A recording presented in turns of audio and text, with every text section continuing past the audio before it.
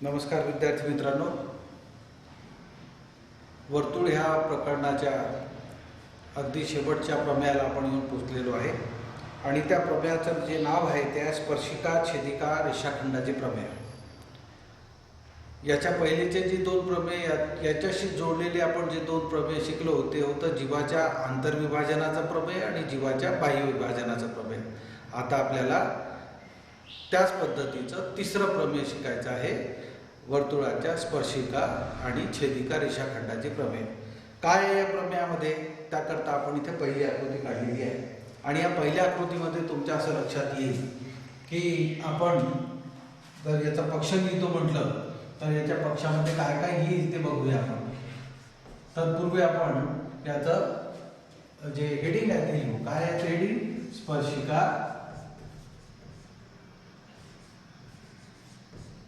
आणि छेदिका रेषाखंडाचे प्रमेय.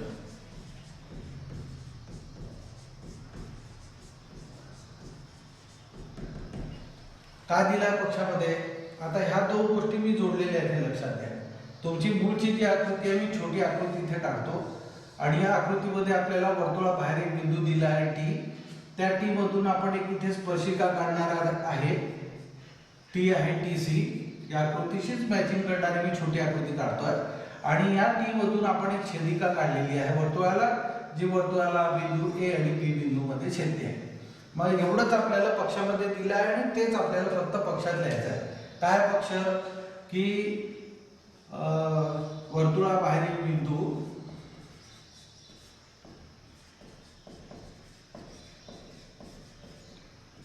टी मधून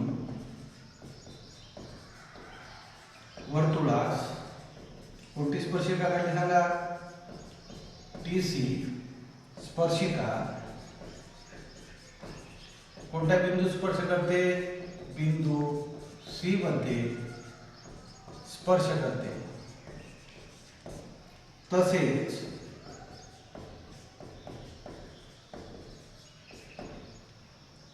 वृत्तछेदिका टी बी वर्तुळास कोणत्या कोणत्या बिंदू छेदते बघा?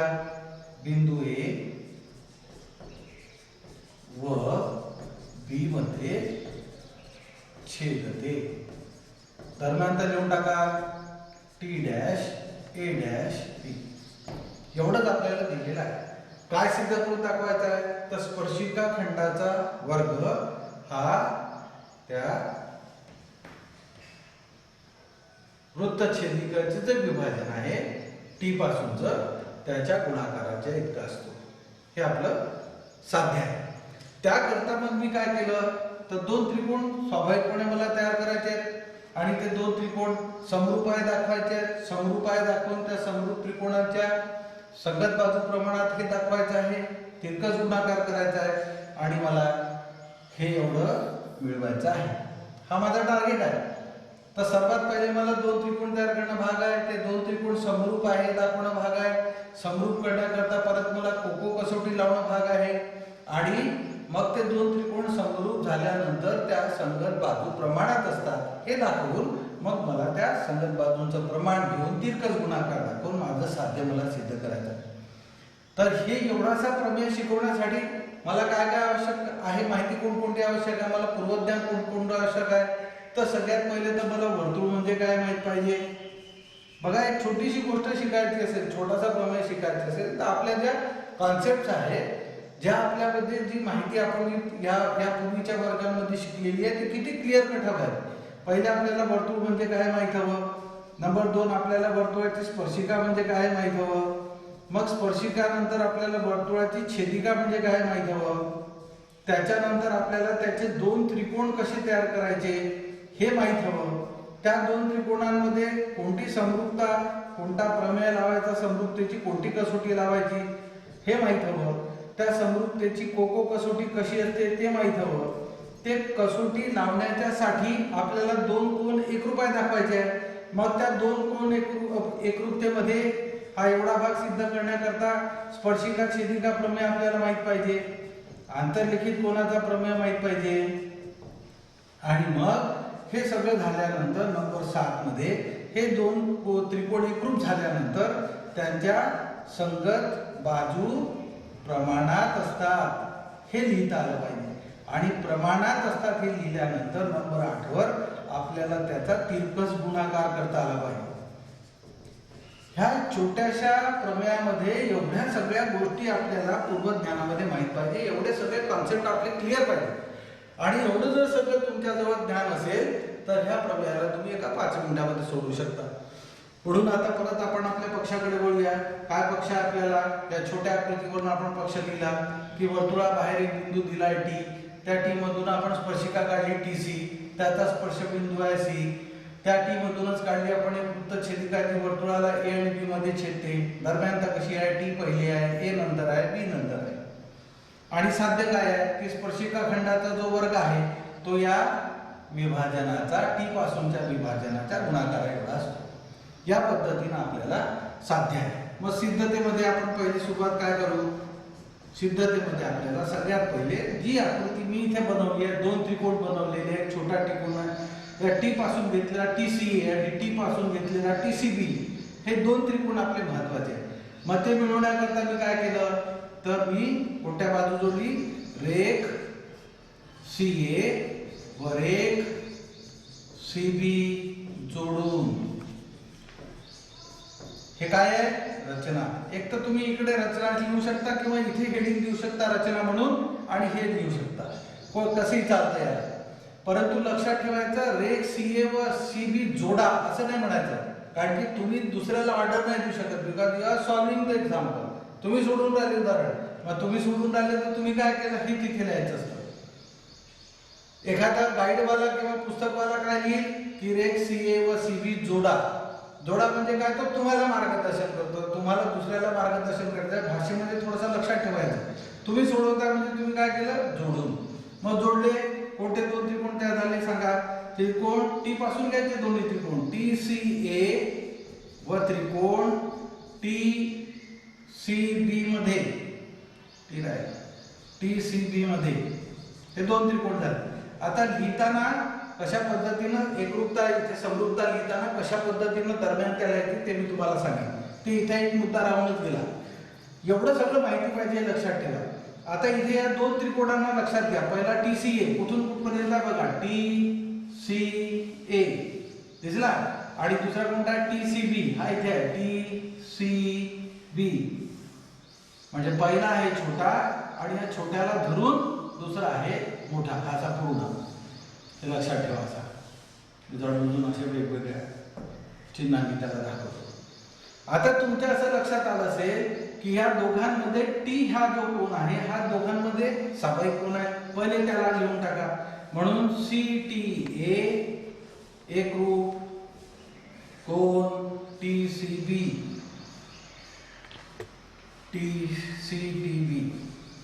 कोणता कोन आहे, सामायिक कोन. बघून घ्या की नाही, तर दोघांमध्येही तो कोन कसा आहे, सामायिक आहे. TCA मध्ये T कोन आहे आणि TCB मध्ये तो T कोन आहे. म्हणजे कोको कसोटी जर मला ही लावायची आहे तर त्याच्यामध्ये एक कोन माझा म्हणजे एक कोन संगत कोनाची जोडी एकरूप झाली. आता दुसरा कोन कुठून काढायचा, तर त्याच्याकरता तुम्हाला हे जे मी सांगितलं आहे स्पर्शिका छेदिका प्रमेय, आंतरलिखित कोनाचं प्रमेय, हे तुमच्या लक्षात आलं पाहिजे. आता TCA हा जो पहिला कोन आहे, छोटा त्रिकोण आहे, त्याच्यामध्ये C कोन बघा कुठे आहे, दिसला तुम्हाला C कोन. मग या C कोनाला तुम्ही काय म्हणू शकता, ही आहे त्याची स्पर्शिका, ही आहे त्याची छेदिका, हा इथे तयार झालाय तुमचा कोन. दिसला का कोन, ऍक्युरेट बघा बरोबर. TCA हा कोन मी पाहतोय आणि मला इथे स्पर्शिका छेदिका प्रमेय लावायचा आहे. काय होईल सांगा बरं त्या कोणाचं माप? कोण TCA, माप कोण TCA बरोबर अर्धा माप कंस, सांगा कोणता कंस अंतरखंडित केला त्यांनी? हा इथून इथपर्यंतचा म्हणजे कोणता? CA. खाली आलेला स्पर्शिका छेदिका प्रमेय म्हणजे स्पर्शिका छेदिका तयार झालेला जो कोण आहे त्याचं माप त्याने अंतरखंडित केलेल्या कंसाच्या निम्म असते. आणि आता दुसरा कोण बघा. आता हा झाला एका त्रिकोणाचा, छोट्या त्रिकोणाचा C कोण. आता बघा तुम्ही B कोण बघा इथे काय दिसतो आहे? B कोण आंतरलिखित कोण आहे आणि त्यांनी सुद्धा कोणता कंस अंतरखंडित केलाय? CA. म्हणजे आंतरलिखित कोणाच्या प्रमेयाद्वारे काय होईल की माप कोण CBA म्हणजे CBT याचं माप कशाच्या अर्ध होईल? बरोबर आहे, CA च्या अर्ध होईल आंतरलिखित कोणाचे. तसेच नीट लक्ष द्या म्हणजे पटकन लक्षात येतं. तसेच माप कोण CBA बरोबर 1/2 माप कंस. बघा या डब्यामध्ये कोण फसलेला आहे? कोणता? CA. का बरं रे? आता इथे कोणता प्रमेय लावला आपण? आंतरलिखित कोणाचे प्रमेय. काय दिसतंय तुम्हाला? याला नंबर 1 आणि याला नंबर 2 दिलं तर इकडली बाजू जी आहे माप कंस CA सारखी आहे. याचा अर्थ हे कसे असले पाहिजे? सारखे आहे. म्हणून माप कोण TCA बरोबर माप कोण CBA. CBA म्हणजे काय? A समोर कुठे गेला? T पर्यंत. म्हणून कोण TCA बरोबर कोण CBT. इथे काय लिहा? 1 व 2 वरून आणि इथे काय लिहा? कोण CBA बरोबर कोण CBT. प्रत्येकाला मी कारण देतो आहे, लक्षात घ्या. इथे काय झालं मग? CTA एकरूप CTB समाईक कोण. हा स्पर्शिका आणि हा इथला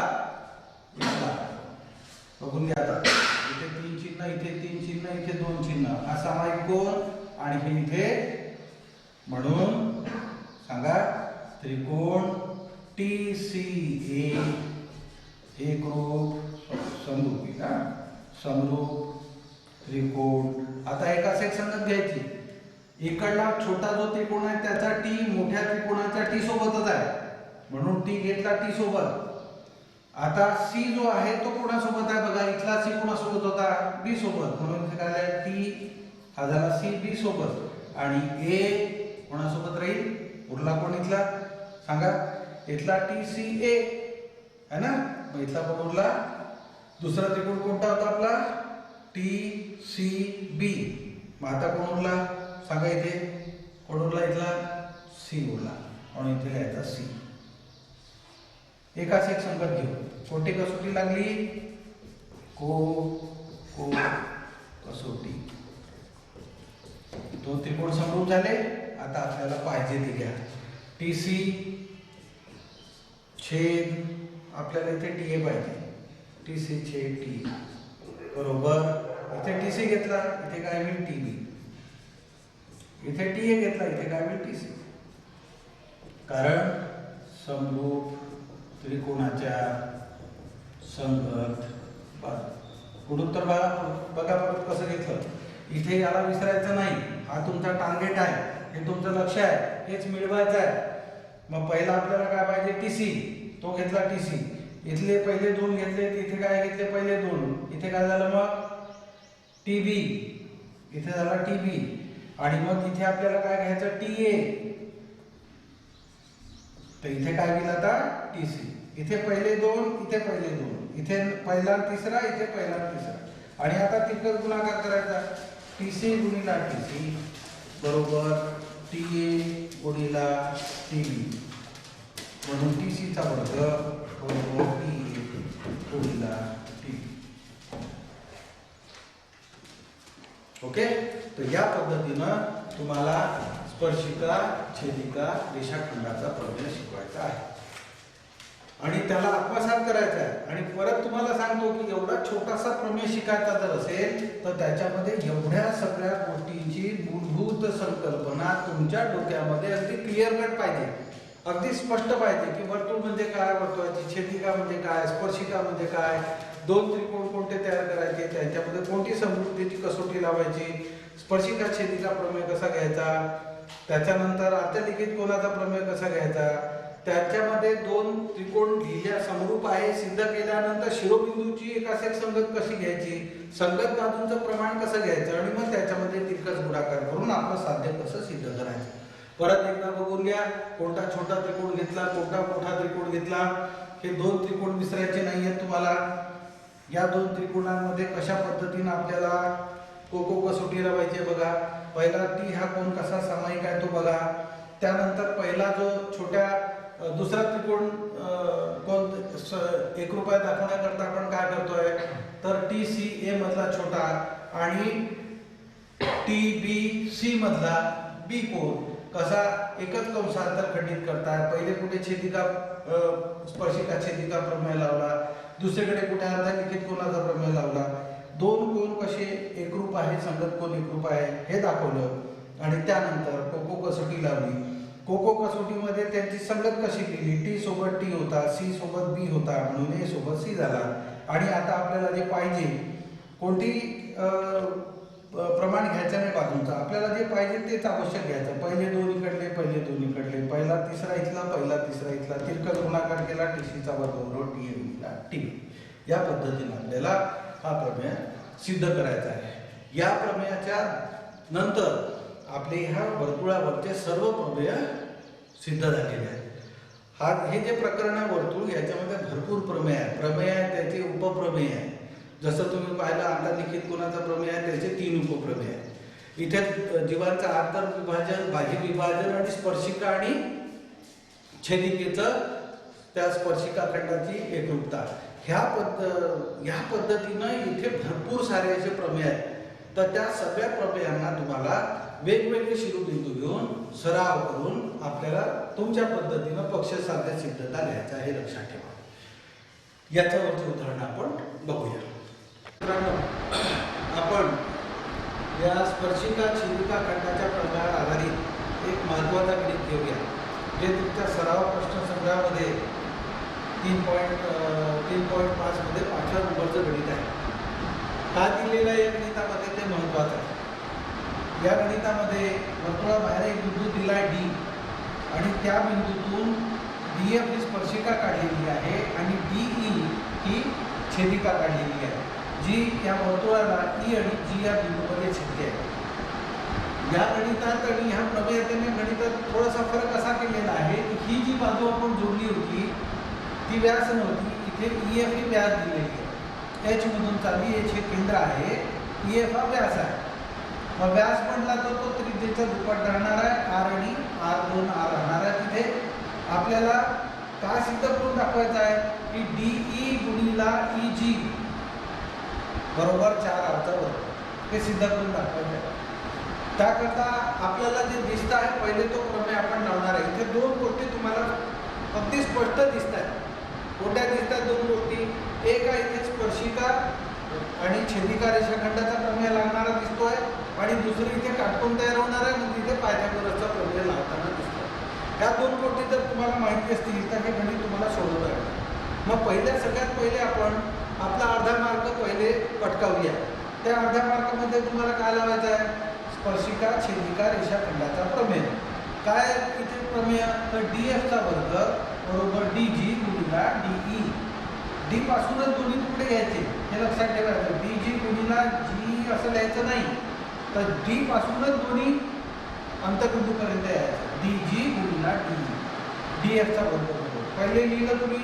एवढं काम झाल्यानंतर आता इथे आपल्याला माहिती आहे की ई एफ ही काय आहे, व्यास आहे. मग व्यासाच्या म्हणजे त्रिज्येच्या बाह्य टोकाशी स्पर्शिका कशी राहणार, लंबरूप राहणार, कारण की आपण त्याला काय म्हणतो स्पर्शिका त्रिज्या प्रमेय असं म्हणतो. आणि म्हणून इथे कोणता कोण तयार झाला, 90 अंशाचा कोण तयार झाला. इथे 90 अंशाचा कोण तयार झाला बरोबर डी एफ ई हा काटकोन त्रिकोण तयार झाला. काटकोन त्रिकोण तयार झाल्याबरोबर तिथे आपण कोणता प्रमेय लावला, पायथागोरसच्या प्रमेयाद्वारे. कसं लिहावं लागेल इथे आपल्याला पायथागोरसच्या प्रमेयाद्वारे. मग पायथागोरसचा प्रमेय लावा. कर्ण झाला डी, तर डीचा वर्ग उरलेल्या दोन बाजूंच्या वर्गाची बेरीज डीएफचा वर्ग आणि ईएफचा वर्ग. ईएफ काय आहे तुमचा? आर आणि आर म्हणजे 2r. तेव्हा किंमत तिथे 2rचा वर्ग म्हणजे किती झाला? 4rचा वर्ग. आता तुमचं हे सगळं करत असताना जे तुमचं साध्य आहे त्याला विसरून नाही द्यायचं, हे लक्षात ठेवायचं. माझ्या साध्यामध्ये मला 4rचा वर्ग पाहिजे होता, तो मला इथे मिळाला, तो एका बाजूला आहे म्हणून मी याला एका बाजूला घेऊन टाकेन, हे लक्षात ठेवायचं, त्याला विसरायचं नाही. हा फार महत्त्वाचा आहे. 4rचा वर्ग मिळाला, 4rचा वर्ग मिळाला. मग हा 4rचा वर्ग कुठे आहे? एका बाजूला आहे, म्हणून मी त्या 4rच्या वर्गाला एका बाजूला घेतलं. काय दिसतं मला? मग डीचा वर्ग मायनस डीएफचा वर्ग. परंतु डीएफच्या वर्गाची किंमत मला आता तिथे माहिती आहे, बघा इथे मी दाखवलेली आहे डीएफचा वर्ग. इथे लिहिलं आहे मी डीएफची किंमत ठेवून. काय डीएफची किंमत? डी गुणिले डीजी, त्या डीएफचा वर्ग. काही स्वतःचं खूप सारं डोकं लावायची गरज नसते. जसं जसं जसं जसं स्टेप बाय स्टेप आपण समोर जाऊ ना, त्याची आपोआप उकल होत जाते. आणि ती उकल होत असताना फक्त स्वतःचं ज्ञान लावायचं, अति ज्ञान नाही लावायचं, म्हणजे मग तिथे आपल्याला त्याची उकल करायला सोपं पडते. डीएफचा वर्ग किंमत ठेवली. काय दिसतं तुम्हाला? दोघांमध्ये हे दोन पद आहे, त्याच्यामध्ये डी सारखं पद आहे, म्हणजे कॉमन आहे, याच्यामध्ये सामायिक अवयव आहे, तो घेतला. आतमध्ये करायला डी मायनस डीएफ. आता डी मायनस डीएफ करून बघा कुठे आहे? बघा कुठे आहे डी मायनस डीएफ? हा डी पासून ई आणि डी पासून डी मायनस डीएफ करायला. तर डी मायनस डीएफ काय केला तर काय उरेल आपल्याला? इजी उरेल. आणि इजी जर उरला तर आपल्याला आपलं साध्य सिद्ध झालं. डीएफ या पद्धतीने आपल्याला ते गणित सोडवता येईल. तर लक्षात ठेवायचं, या पद्धतीनं तुम्हाला ते गणित सोडवायचं आहे. तर परत एकदा बघून घ्या. काय लावला पहिले? स्पर्शिकाखंडाचा प्रमेय. काय झाला तो? डीएफचा वर्ग बरोबर डी गुणिले डीजी. ईएफ काय आहे? व्यास आहे. व्यास आहे आणि स्पर्शिकेच्या स्पर्शबिंदूशी त्रिज्या लंबरूप राहते. स्पर्शिका त्रिज्या प्रमेय घेतला, काटकोन त्रिकोण तयार झाला. पायथागोरसचा प्रमेय लावला. ईएफची किंमत ठेवली, ती एका बाजूला घेतली. डीचा वर्ग मायनस डीएफचा वर्ग लिहिला. डीएफचा वर्ग म्हणजे काय आहे? डीई गुणिले डीजी. डी कॉमन घेतला, डी गुणिले डीजी लिहिलं. या दोघांची वजाबाकी केली, डीई आणि डीजी यांची वजाबाकी केली. काय उरला? फक्त इजी उरला, तो लिहिला. आणि आपल्या साध्याकडे पाहिलं तर तुमचं साध्य सिद्ध झालं तर तुम्हाला दिसेल. या पद्धतीनं उरलेले जे 4 गणित आहेत ते तुम्ही त्याच्यातले सोडवायचे आहे. काही अडचण नाही तर आपण त्याच्यावर नंतर चर्चा करूया.